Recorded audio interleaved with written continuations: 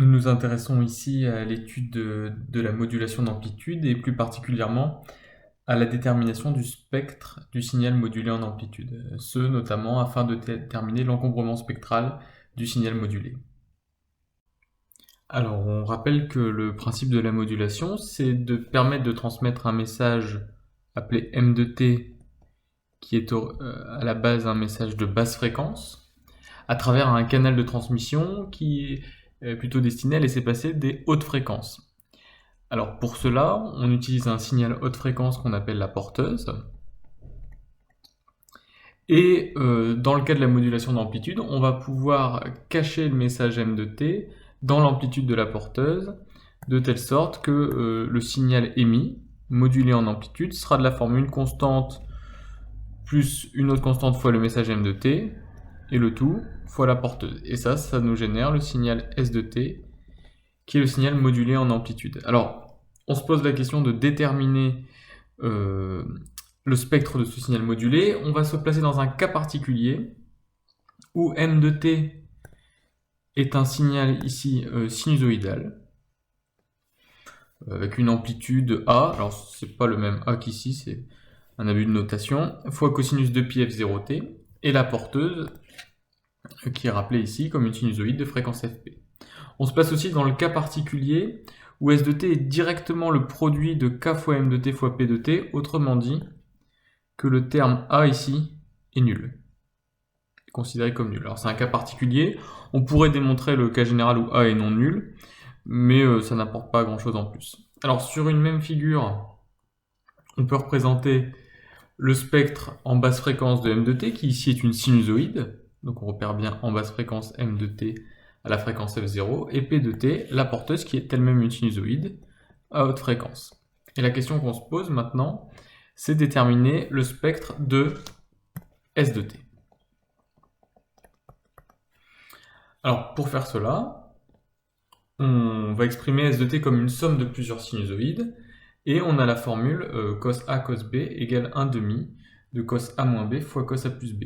Alors si vous l'appliquez au signal S de t,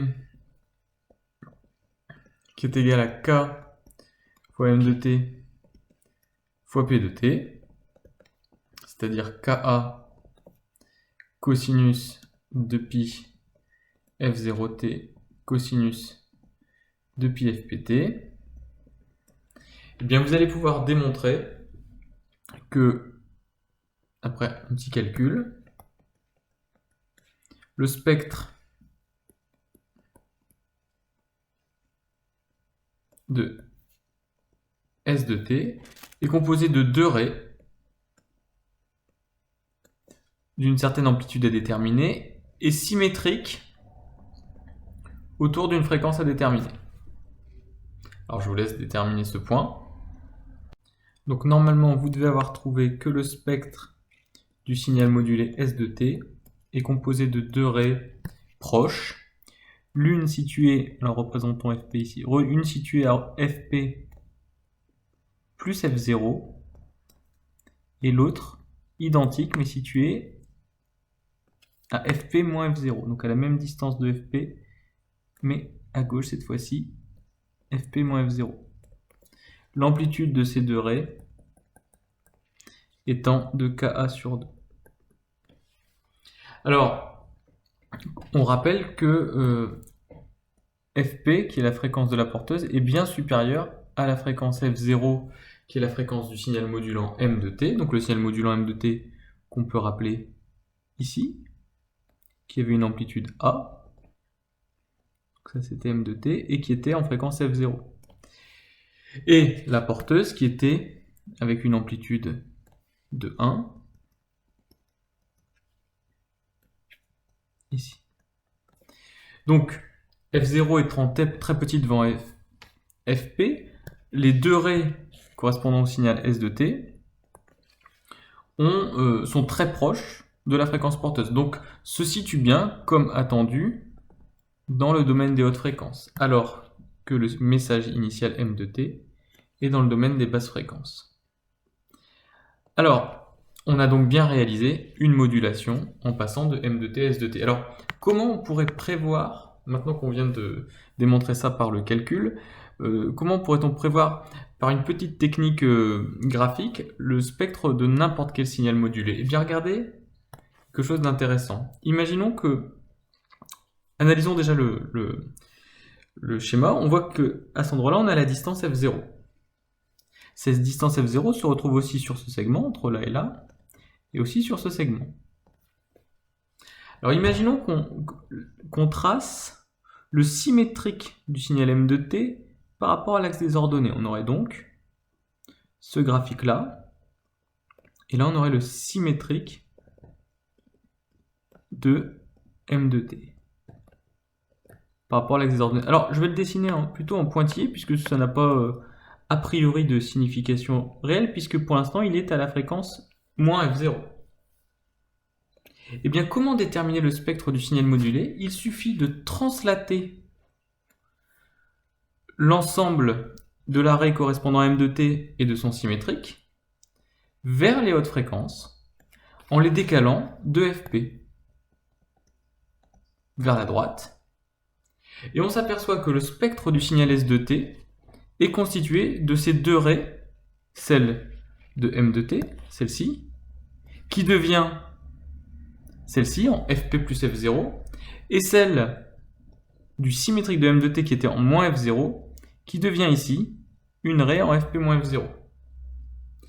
Alors, ceci aux amplitudes près, c'est-à-dire qu'on ne peut pas prévoir avec cette technique la hauteur des raies, mais on peut en tout cas prévoir la position en fréquence des deux raies, fp moins f0 et fp plus f0, qui correspondent aux fréquences f0 et moins f0 auxquelles on a ajouté fp. Et avec cette technique, on va pouvoir prédire qualitativement le spectre de n'importe quel signal modulé en amplitude. Donc, on va écrire ça en disant que la modulation en amplitude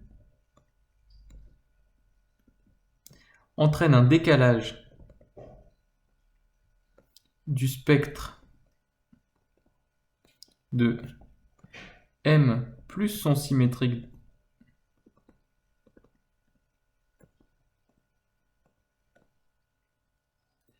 de fp vers la droite. Et finalement, on a démontré le résultat précédent pour une sinusoïde, mais comme tout signal est composé de somme de sinusoïdes qui forment son spectre, imaginons un signal modulant quelconque, c'est-à-dire qui ne soit plus sinusoïdal, compris entre une fréquence f1 et une fréquence f2. Donc ça, c'est le signal m de t en basse fréquence. Donc on trace ici les spectres.